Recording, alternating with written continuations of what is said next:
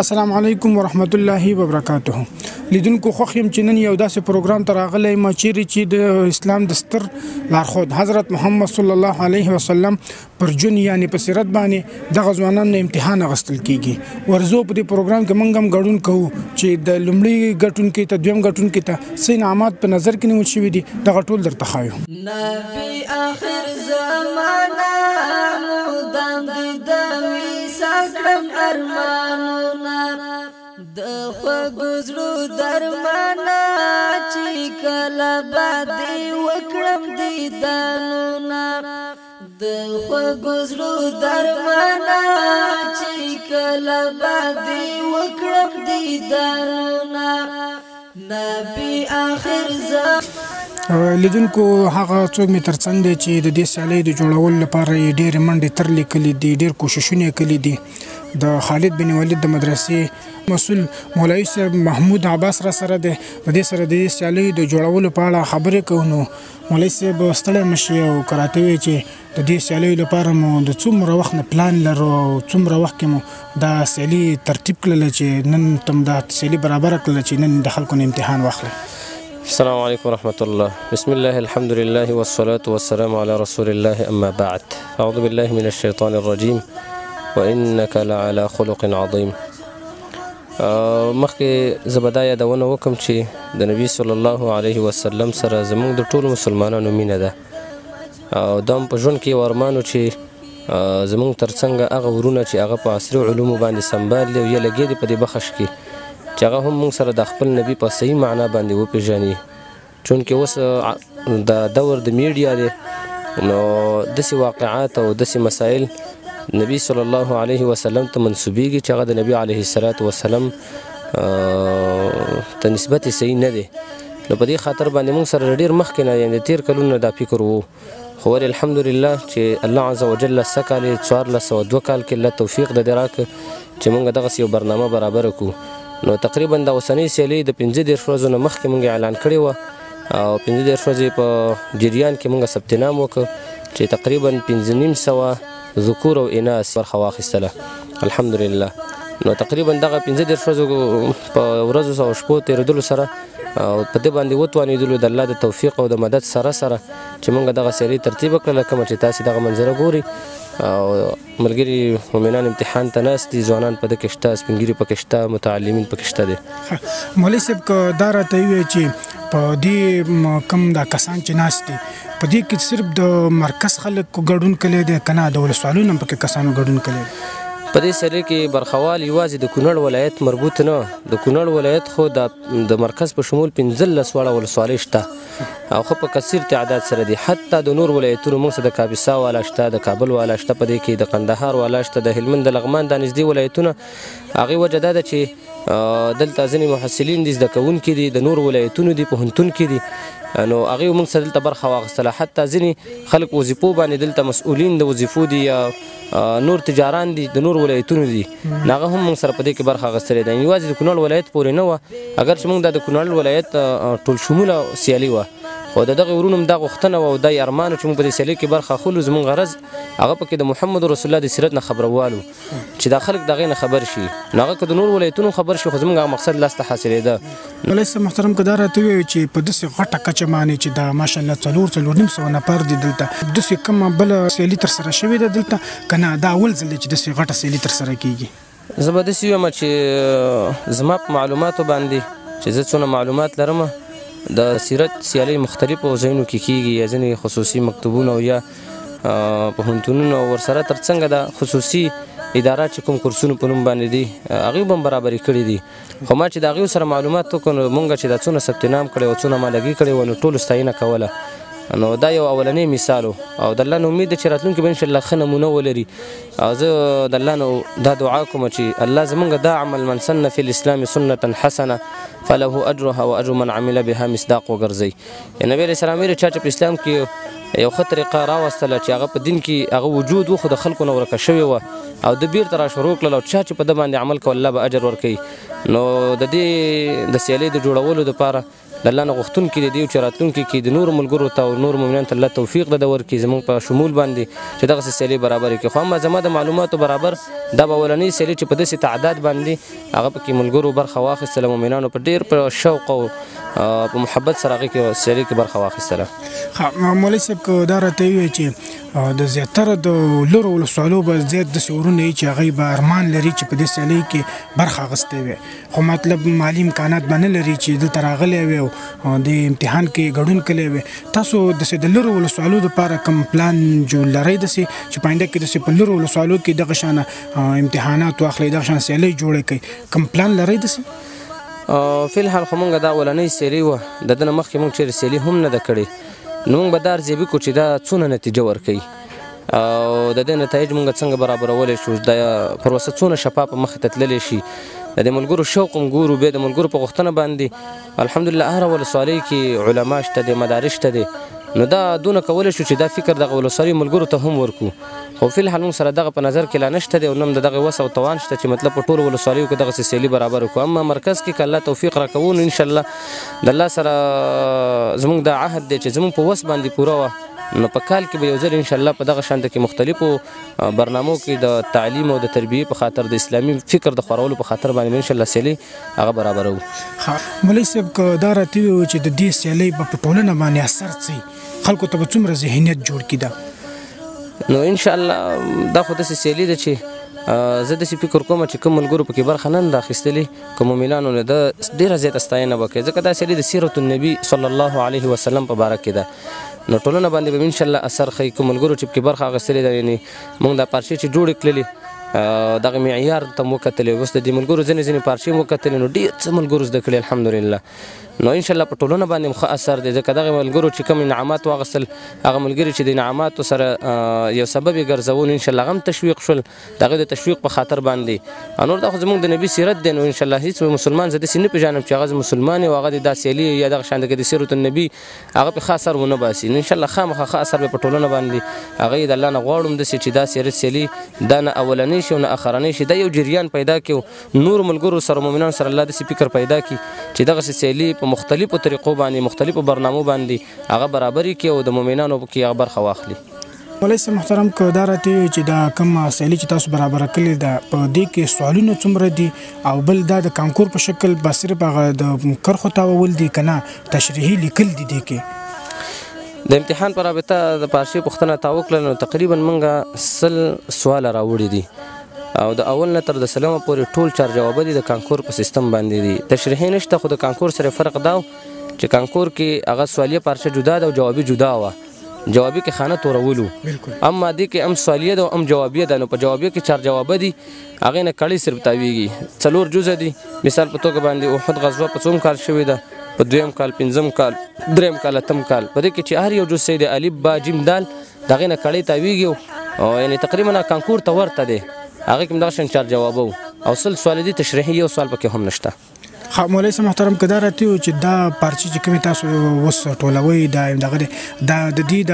نتیجې به هم دا اوس اعلانېږي که نه دې ته بیا بل ټیم ورکلی دی؟ دا مهمه پوښتنه وه. موږ ابتدا کې اعلان هم وکړو، دوباره به ملګرو ته بیا هم یو انشاءالله چې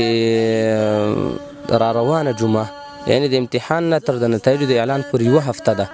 د جمعې په ورځ باندې به انشاءالله د 9:30 بجې به نتایج اعلانوو. او مولوي صاحب محترم که دا راته ووایو چې په دې سیالۍ کې ستاسو سره دولت کومه مرسته کړې ده که نه همدا ستاسو همدغه د خپل مدرسې د طرفه جوړه کړې ده، دولت کومه مرسته کړې که نه ده کړې؟ د سیلۍ په جوړښت باره کې دا د مدرسې د طرف نه وه، د مرکز خالد بن الولید الاسلامي اسعد آباد کنر افغانستان، د دې مدرسې دا فکر کې لرله. اما نظام او حکومت زمونږ په دې کې پوره ملاتړ وکړه او ډېره ستاینه یې وکړله، بالخصوص د ملي امنیت د طرف نه او د اطلاعات او فرهنګ د ریاست د طرف نه موږ ته ډاډګیرنه او هغوی بار بار مطالبه هم د دې خبرې وکړله چې موږ ستاسې هر قسمه خدمت ته تیار یو، که څه شي ضرورت انشاءالله د هغې هم سرپه نه کوو او تاسې سره په دې کې همکاري کوو. اما موږ د دغې د سیالۍ په جوړښت کې خاص مطالبه نه وه کړې. مولوي صاحب محترم که دا راته ووایي چې دا کوم 100 سواله چې تاسو برابر کړي دي دا هم د یو کتاب نه راغستي که د بېلابېلو کتابونو نه راغستي؟ دا ښه پوښتنې ته اشاره وکړله. دا یو کتاب و، د الرحیق المختوم د صفی الرحمن مبارکپوري رحمه الله چې یو هندي عالم دی هندوستان کې زیږېدلی او هغه دا کتاب لیکلی دی تقریبا په سیرت کې لا مثاله کتاب دی څومره د سیرت کتابونه چې دي غالبا د دنه چې وروسته لیکلی شوي دي نو د دای اصلي مرجع ده د عامو سیرتونو که څوک یې پښتو ته ژباړي او که څوک یې اردو یا فارسي ته ژباړي او کتابونه پکې لیکي په دغه ژبو کې نو دای اصل دی الرحیق المختوم کې دا سیلي وه کتاب هم ورته د ادارې طرف نه توضیح کېده که چا ځان سره خپله دغه کوو اخیستی بازارونو کې هغه هم اجازه وه خو موږ د پښتو کتاب ورته ورکړی و چې مطلب دا سیلي به یوازې په رحیق المختوم کې وي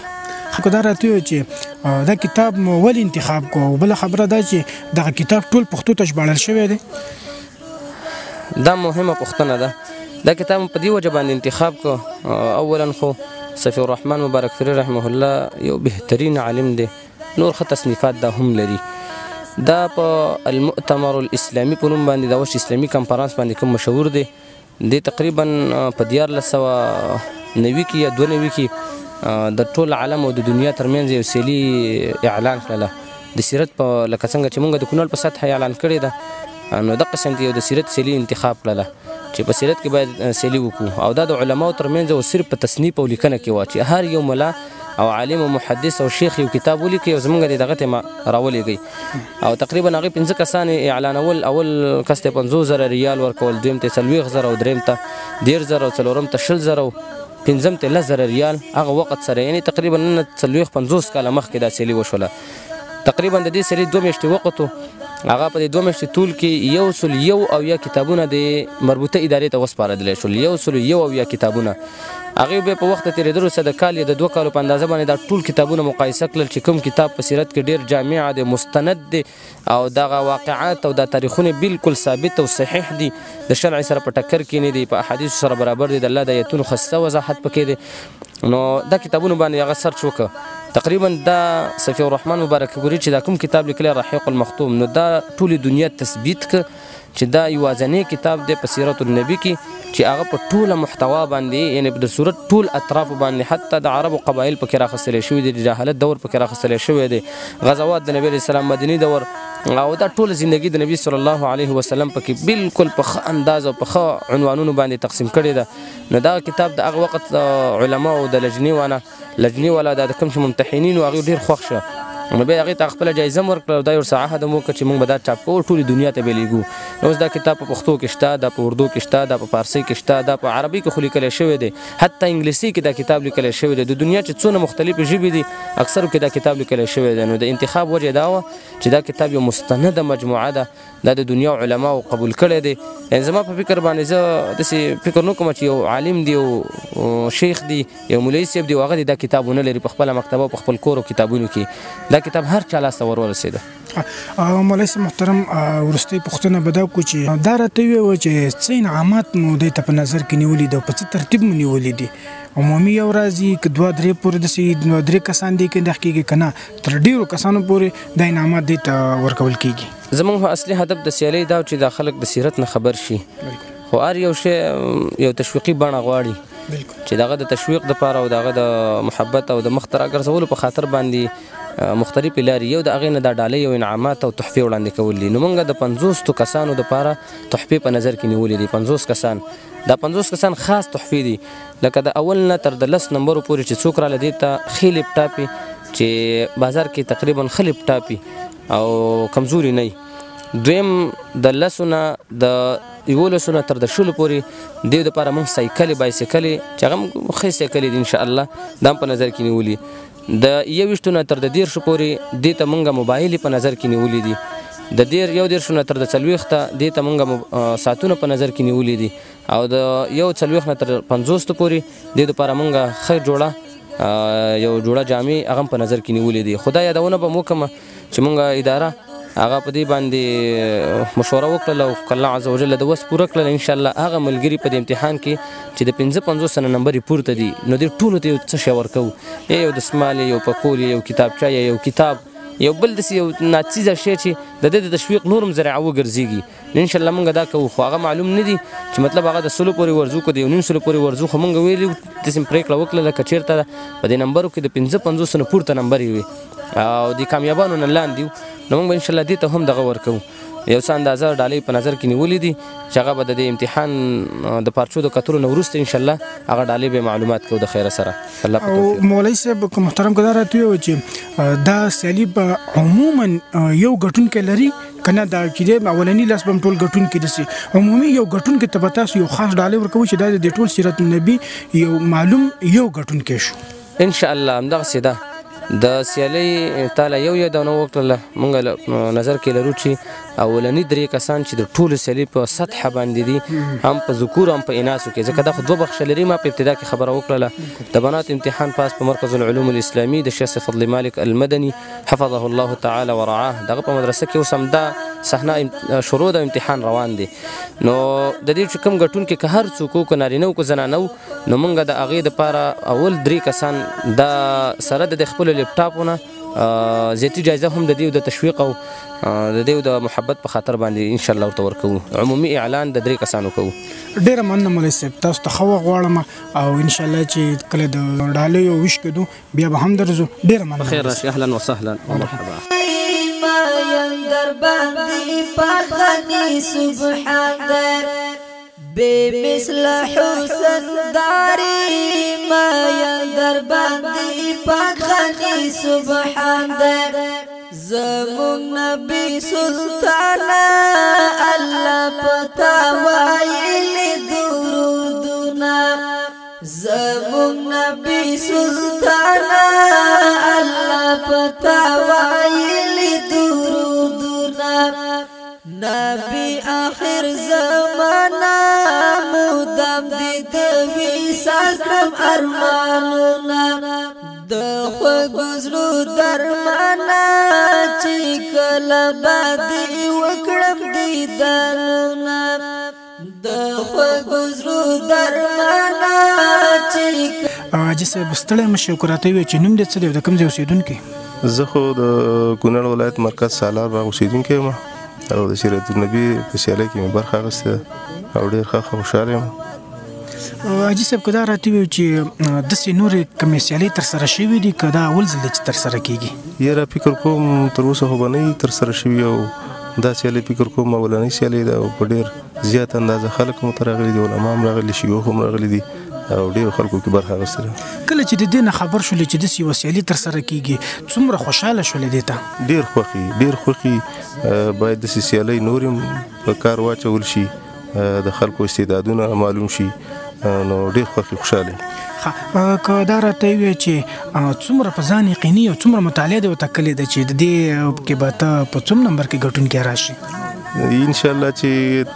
تقریبا 10 ورځې یا 30 ورځې مخکې نه مطالعه شروع کړې ده او امید لرو چې کامیاب وي انشاءالله. ډېره مننه. تا ته ښه وخت غواړم او تا ته کامیابي غواړم. عزتمن شي. لیدونکو دا چې یو ماشوم مې ترڅنګ دی چې فکر کوم چې د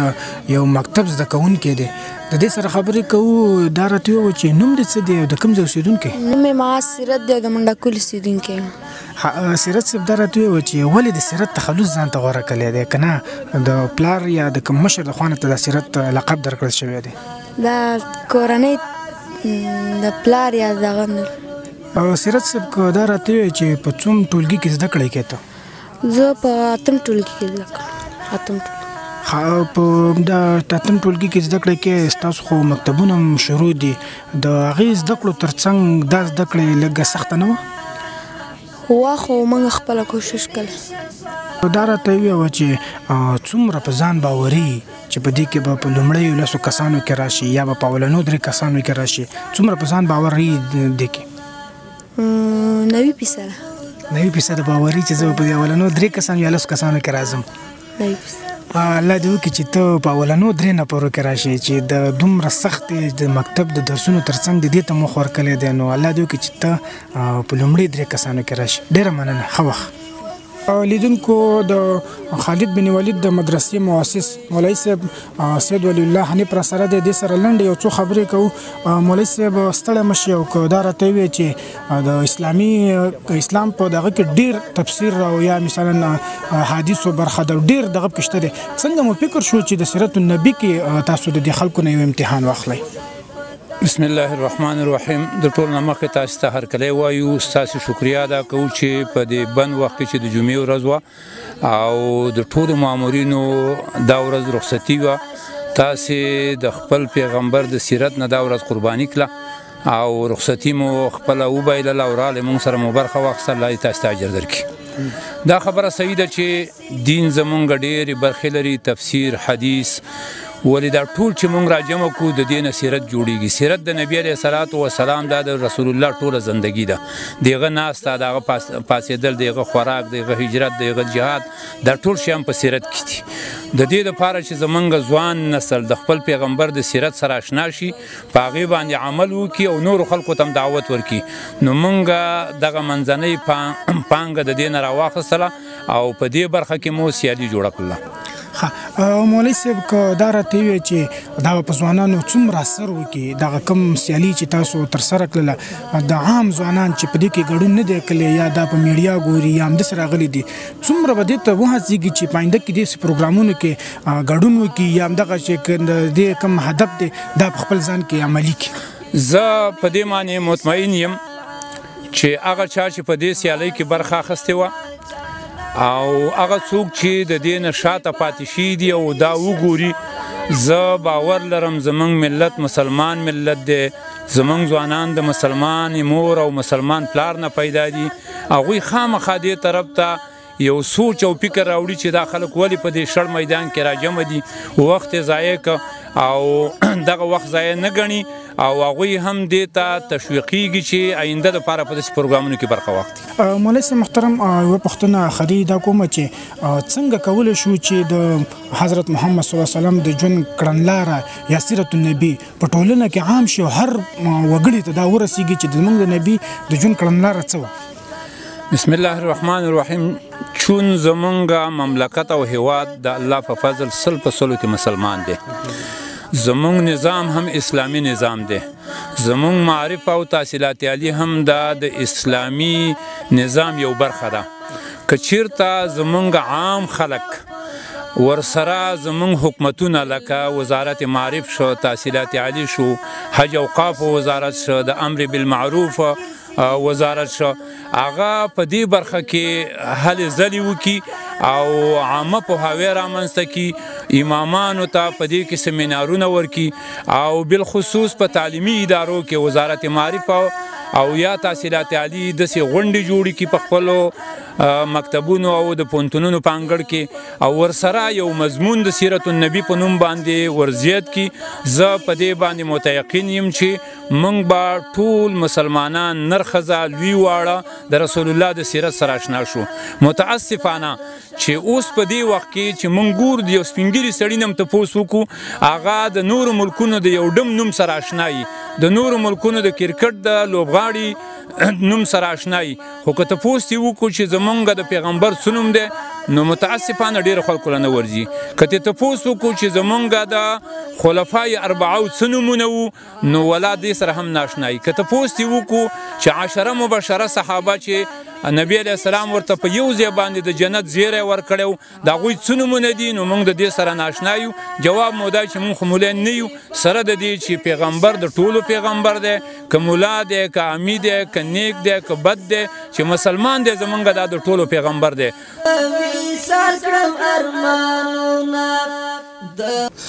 لیدونکو دا و د امتحان د صحنې برخه چې کوم ورونو امتحانونه ورکړل تاسو ولیدل. دویمه برخه به یې د خالد بن ولید په مدرسه کې ترسره کیږي. نو د خالد بن ولید د مدرسې احوال به هم درکوو چې څوک لومړی ګټونکی یا دویم ګټونکی شوی دی او څه انعامات ورکول کیږي.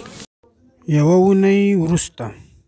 نبی آخر زمانه مودم د وصال کړم ارمانونه د خوږو زړو درمانه چې کله به دې وکړم دیدنونه د خوږو زړو درمانه چې کله به دې وکړم دیدنونه نبی آخر زمانه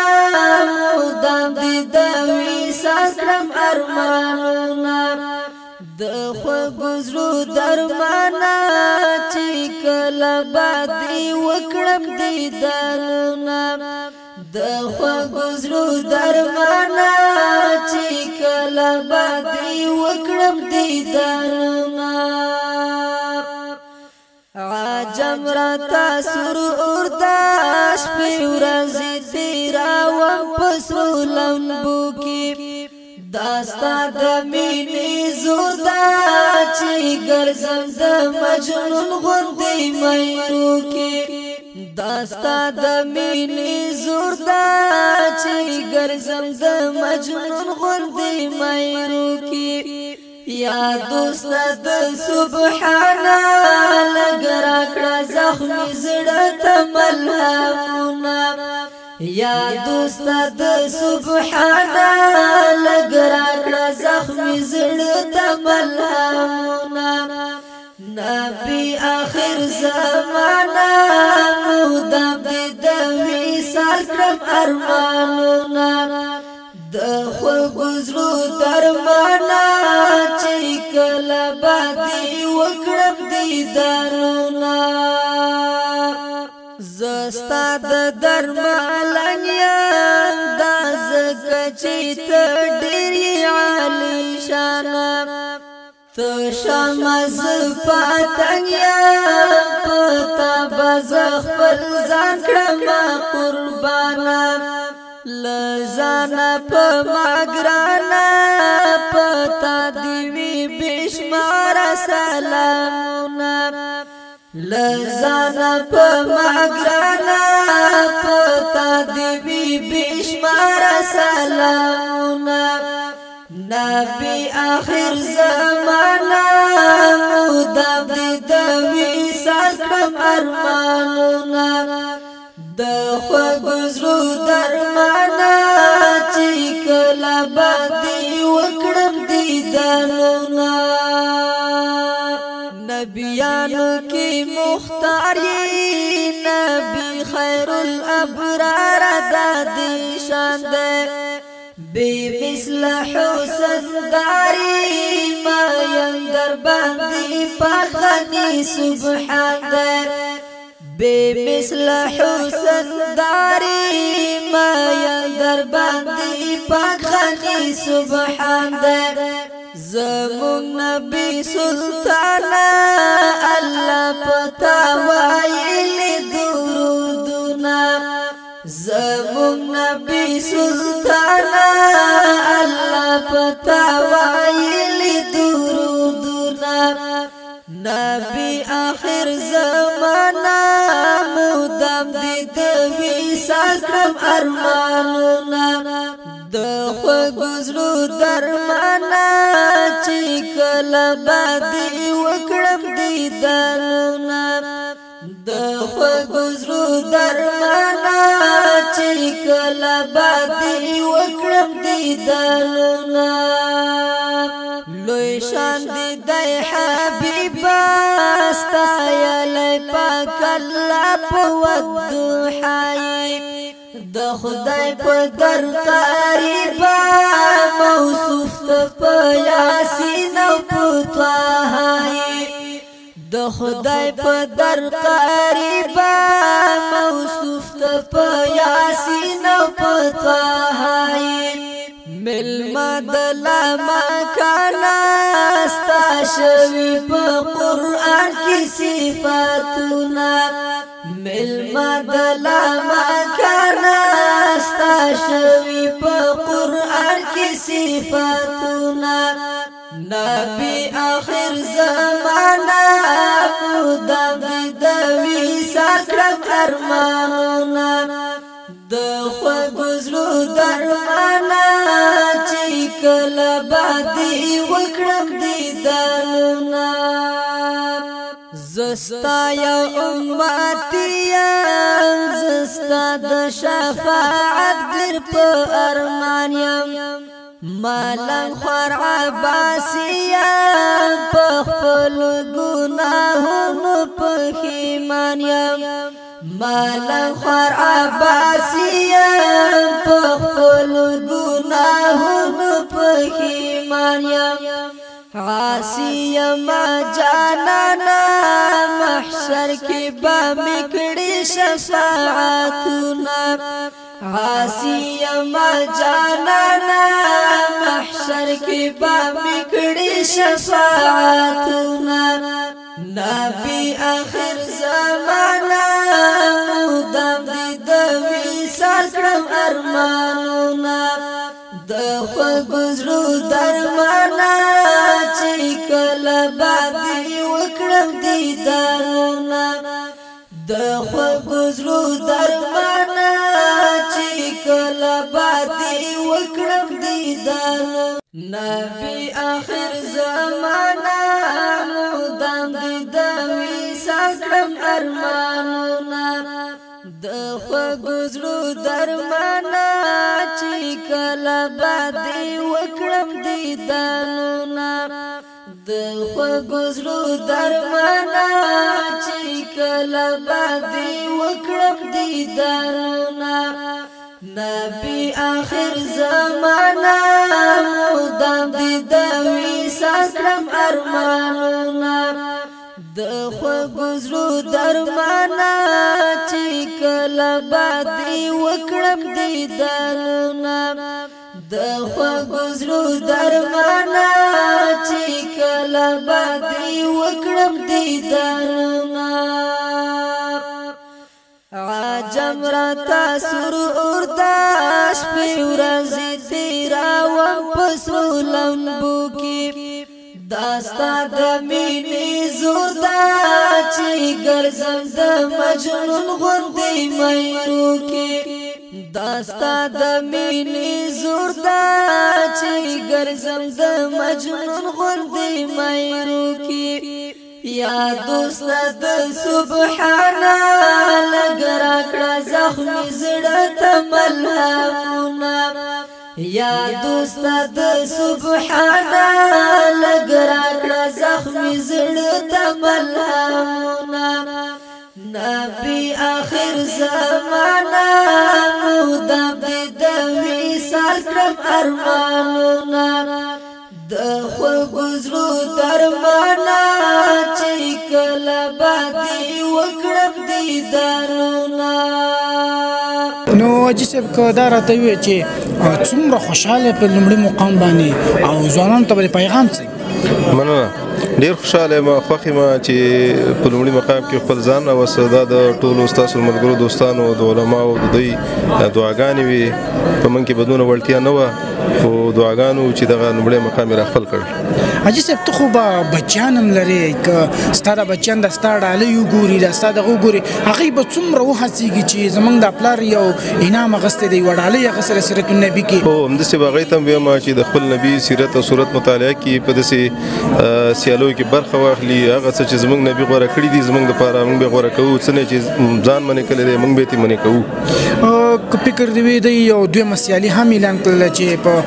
حفظ کې به وي هغې ته به د خپله د ثبت نام فکر وي که نه کوم زوی ته به وي چې دې ثبت نام وکړه بالکل د هغې دپاره مې مشر زوی دی او الحمدلله قرآن حفظ کړی دی او اوس هم د تجوید نه فارغېږي څو ورځې بعد دا سیالۍ دپاره به هغه ته ووایي چې په دې سیالۍ کې برخه واخلي او انشاءالله په دې سیالۍ کې به داخله په آخره کې د دې مدرسې او د دې مرکز خالد بن ولید اسلامي مرکز مشر سید ولی الله حنیف نم ډیره مننه کوو د دې مرکز ادارې نم ډیره مننه کوو د دوی ټول ټیم نم مننه کوو چې دغه سیالۍ په لاره چلې ده د دوی دپاره هلې ځلې کړي داسې موقع مساعده کړې ده رب دې دوی ته خیرونه ورکړي دوی ژوند کې خیر او برکت واچي او رب دې نور توفیق هم ورکړي چې دغه سیالۍ په لاره واچوي ډېر مننه خوشحاله دي دې مرکز نه ډېره مننه ستانه ډېره مننه قاري صاحب ستړی مه شي که راته وایي چې نوم دې څه دی د کوم ځای اوسېدونکی بسم الله الرحمن الرحیم ډېره زیاته مننه نوم مې خبیب دی د سید مظاهر شاه زوی د ننګرهار ولایت د مومندرې ولسوالۍ اوسېدونکی یم او فلحال په ننګرهار ښار کې اوسېږو او د کوم د مدرسه کې زده کړې کې پوهنتون کې زده کړې کې او څه احساس کې چې په دویمه نمره په دې سیالیو کې کامیاب شولې زده کړې خو لیسې نه راغلي و پوهنتون کې یم سید جمال الدین افغاني پوهنتون کونړ ولایت کې د شریعتو پوهنځي کې یم او زه زیات د خوښۍ احساس کوم سړی چې د خپلې تکالیفو او مشکلاتو نتیجه ګوري خو واقعا خوشحالیږي او خوشحاله یم. ځوانانو ته به پیغام څه؟ ځوانانو ته خو په عموما کې مې پیغام دا دی چې لومړي سر کې خو باید ټول ځوانان د مطالعې سره زیات شوق پیدا کړه او مطالعه وکړه، هغه کار کتاب وي. او دویم دا چې سیرت چې دا خو به موږ باندې لازم او مکلف یو په دې باندې چې دا باید موږ مطالعه کړو او دې له عملي جامه ور واغوندو. نو ځوانانو ته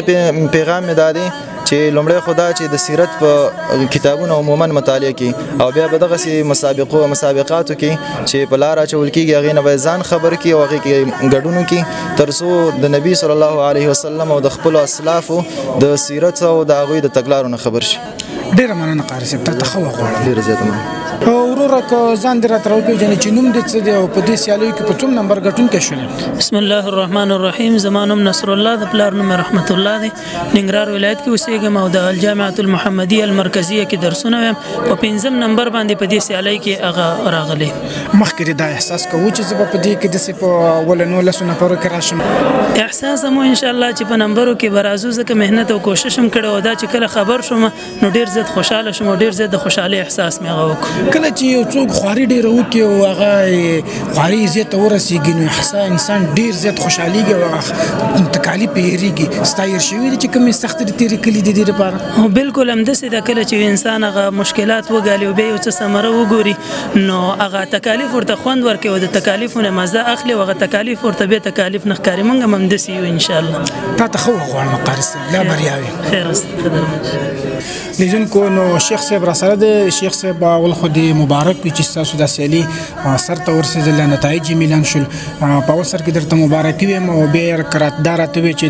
د نارینهو کوم نتایج چې اعلان شول او کومې ډالۍ ورکړل شولې هغه خو موږ ولیدل. که په لنډو کې راته دا ووایې چې څومره خویندې کامیابې شولې او هغوی ته هم څه ډالۍ په نظر کې نیولې وې؟ بسم الله الرحمن الرحیم. د تاسې نه هم ډېره زیاته مننه کوو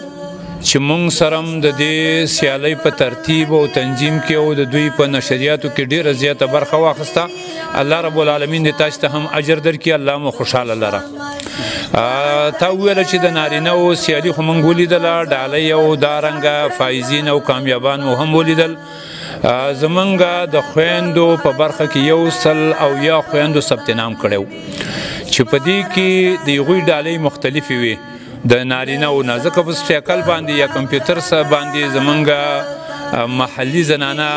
دومره استفاده ترې نشي کولی. هغوی ته 15 اولنو خویندو ته موږ د جامو د خیاطۍ ماشینونه سره د ټول سامان واخیستل. د هغې نه علاوه تقریبا 7 خویندو ته هم د لاس ساعتونه واخیستل، لکه دا په دې کې هم وو. او د هغې نه علاوه 20 جوړه هغوی ته موږ جامې واخیستلې چې 20 جوړه جامې دا د امتحان شرکاو ته وي او 7 جوړه جامې هغه خویندې چې دا سیالي ترتیب کړې وه، امتحان یې اخیستی و او بیا یې نتایج ترتیب کړي وو او اوس یې ډالۍ خپلو